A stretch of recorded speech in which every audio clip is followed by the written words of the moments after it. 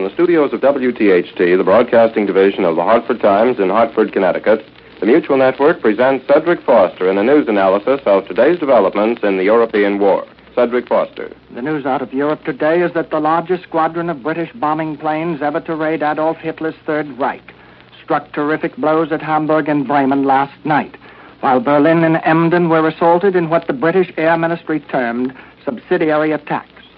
The official communique from London did not give the number of planes involved in the raids, but there were estimates made today in the British capital that between 300 and 400 bombers and protecting fighters swung into action in the German skies. And probably the best way to describe what happened during this large-scale British attack is to quote for you directly the statement issued by the Air Ministry in London today. And this statement declares, more aircraft of the Bomber Command than ever before on a single night, with incendiaries to be counted in the tens of thousands and high explosives in hundreds of tons, covered Hamburg and Bremen with fires and smoke last night. Buildings were rent and smashed, and Germany's submarine and shipbuilding yards were remorselessly bombarded and left with fires blazing in their midst. The moon and the weather favored the attack, and though it was claimed by the Germans this morning that their defenses dispersed the attack, our aircraft were, in fact, prevented neither by night fighters nor anti-aircraft barrage from streaming over both cities in a constant procession and discharging their whole load on appointed targets. Pilots' individual reports speak of areas a mass of flame in which it was impossible to distinguish separate fire, of terrible explosions and smoke rising to 10,000 feet, and of our most powerful bombs dropped into the heart of the raging fires. That is the end of the official communique. In Britain today, there was an immediate reaction to this gigantic raid on German cities. It was interpreted in authoritative quarters to mean that the island fortress in the North Sea is now able to carry out heavy assaults on Nazi cities because of a gradual fulfillment of Mr. Churchill's prediction of last year.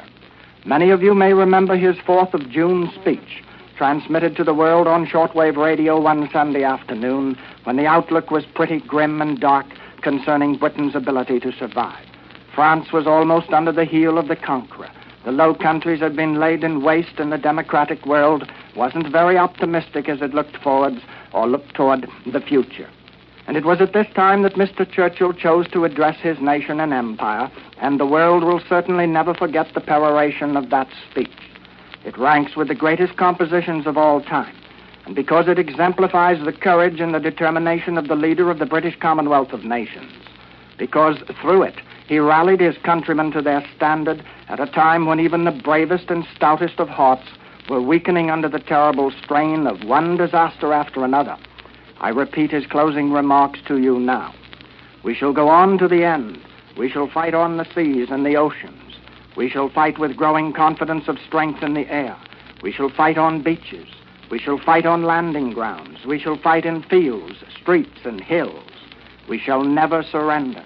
And even if, which I do not for a moment believe, this island or a large part of it is subjugated and starving, then our empire beyond the seas, armed and guarded by the British fleet, will carry on the struggle until in God's good time, the new world, with all of its power and its might, steps forth to the liberation and the rescue of the old.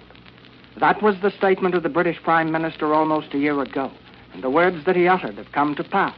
His people are still fighting, and his island home has yet to be subjugated or starving. And the battle in the skies, carried on as he said that it would be, with growing confidence of strength in the air, is now being carried with increased power away from the shores of Britain to the homes and the industrial centers of the enemy. And there is not the slightest question that Britain has been enabled to do this because of the planes and the war material which she's received from the arsenals of the United States of America. And the Air Ministry didn't give too many details of the assault last night on Germany, but in addition to Hamburg, Bremen, Emden, and Berlin, there were other cities attacked which weren't named in northwestern Germany.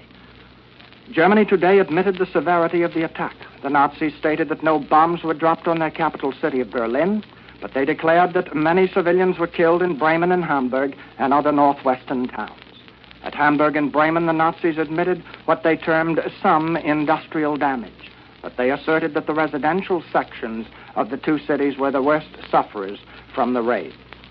While the Royal Air Force strafed Germany, the Nazis were causing havoc in the British Isles once more last night, particularly at the city of Hull on the northeast coast of England. Germany said that the entire city was clouded in smoke and ringed with fire. And this was the second successive night that the Germans have struck at this seaport, and the report from Berlin regarding the damage done is correct, because the British admitted last night that the city was badly hurt. Scores of business blocks had been demolished as well as homes, and the Germans used bombs of tremendous power. One explosive, according to British reports, dropped in the center of a residential street, and the force of the explosion was so great that it leveled every house in a city block. The German report of last night's raid on Hull quoted Nazi flyers as declaring that the flames from the burning seaport could be seen a distance of 70 miles. In discussing the British attack on Germany last night, the Nazis said that British planes roared on past Berlin to dip their wings over German-occupied Poland at the city of Posen. And this flight is the longest, or one of the longest, ever made by British bombers, because in order to reach that section of Poland and return to Britain, the RAF pilots had to guide their planes for more than 1,200 miles. In the Middle East today, Britain announced that she'd virtually completed the destruction of the Iraqi Air Force by direct hits on planes which were on the ground at 2 Iraqi landing fields. At the same time, it was announced that whatever troops the Iraqi army had used in the assault on the British airfield at Lake Habbaniyah, these had been withdrawn to the towns of Ramadi and Fallujah. And this withdrawal, of course, was under fire. The Iraqis have steadfastly refused to accede to the British demands that they cease their attack on Habbaniyah. Cairo reports in connection with the campaign in Iraq that the British transported by heavy air howitzers from Egypt, or they transported heavy air howitzers from Egypt, and with these they routed the native troops of Rashid Ali. And the pursuit of these troops, according to Cairo, is now going on north and northeast of the Habbaniyah airport. And when the Iraqis abandoned their positions, the British said, they left large stores of war material which the Empire forces are now salvaging. In the vicinity of Basra, down on the Persian Gulf, quiet prevailed, according to the Cairo communique, while on the North African front at both Tobruk and Saloum, heavy sandstorms prevented the British and the British enemies from swinging into action. In the Western Mediterranean yesterday, the Italians said this morning that there was a heavy engagement between fascist planes and units of the British fleet which were guarding a large Allied convoy. Rome claims that 16 British planes were lost in the battle, and that in addition to this, torpedoes and bombs struck an aircraft carrier, 2 cruisers, a destroyer, and 3 merchantmen, as Italian aircraft roared to the attack. The battle, according to Rome, started late yesterday afternoon, and it went on into the hours of darkness. Rome declared that 5 Italian planes were lost. The Italians didn't say that any British ships had been sunk, but they stated that repeated hits were made on the naval vessels which were escorting the merchantmen. The British have yet to make any report on this engagement. The Admiralty in London, however, did send out cheering news to its fighting forces today when it reported the destruction of a German raider which was operating in the Indian Ocean. The ship was believed to have been the transatlantic liner Hansa, with a registry of more than 21,000 tons.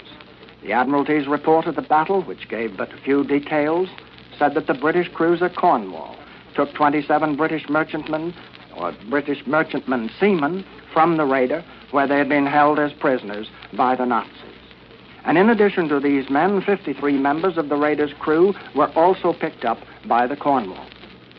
What happened to the others hasn't been announced, but it was thought that the normal complement of the raider was at least 300 sailors. Naval circles in London said today that the Hansa, which is well known or was well known in the transatlantic trade before the war, probably carried 6 5.9-inch guns, several torpedo tubes, and also mine-laying equipment. The speed of the ship was at least 19 knots. The Soviet Union today informed the ministers of Yugoslavia, Norway, and Belgium that they no longer have any official standing in Moscow. And after receiving this information, the representatives of these 3 countries now under German domination through force of arms, prepared to leave the Russian capital.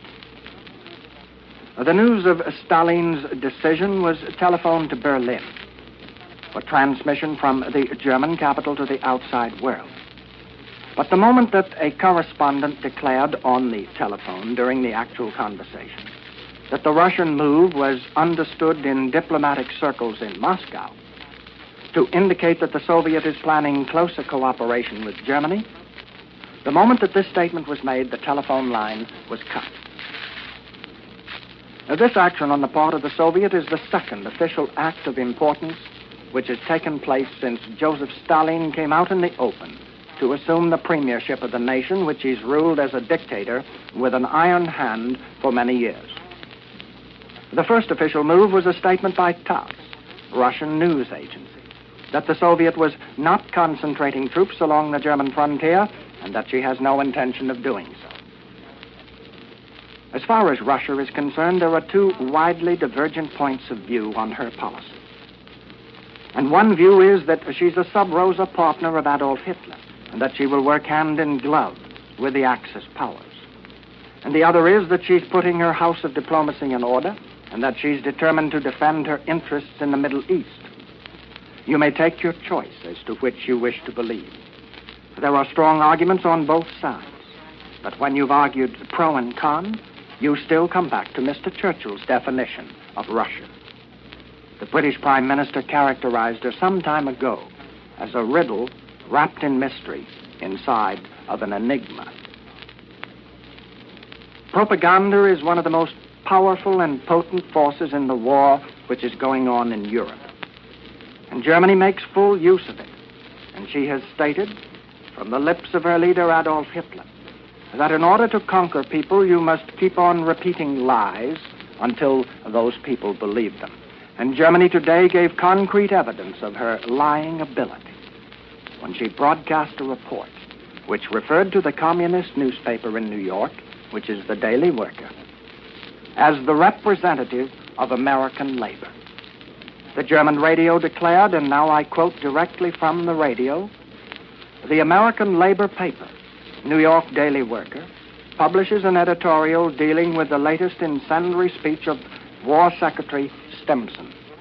The labor paper in its editorial points out that the American labor movement hates war. The Stimson speech," the New York newspaper remarks, "was the storm signal in preparation for the next step when Roosevelt will push the button and set off the war explosion."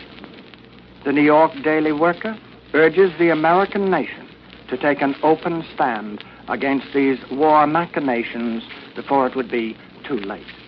That is the end of the German radio broadcast.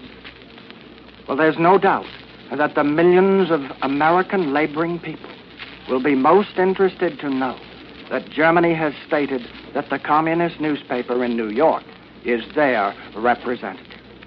No more outspoken, deliberate lie has ever been uttered by authoritative German quarters. The statement is a perfect example of Adolf Hitler's policies being put into action. Mutual has presented Cedric Foster in an analysis of the news out of Europe today. Mr. Foster, speaking from the studios of WTHT, the Hartford Times in Hartford, Connecticut, is heard over most of these stations every day, Monday through Friday, at this same time. Cedric Foster is also heard Sundays at 2:30 p.m. Eastern Daylight Time.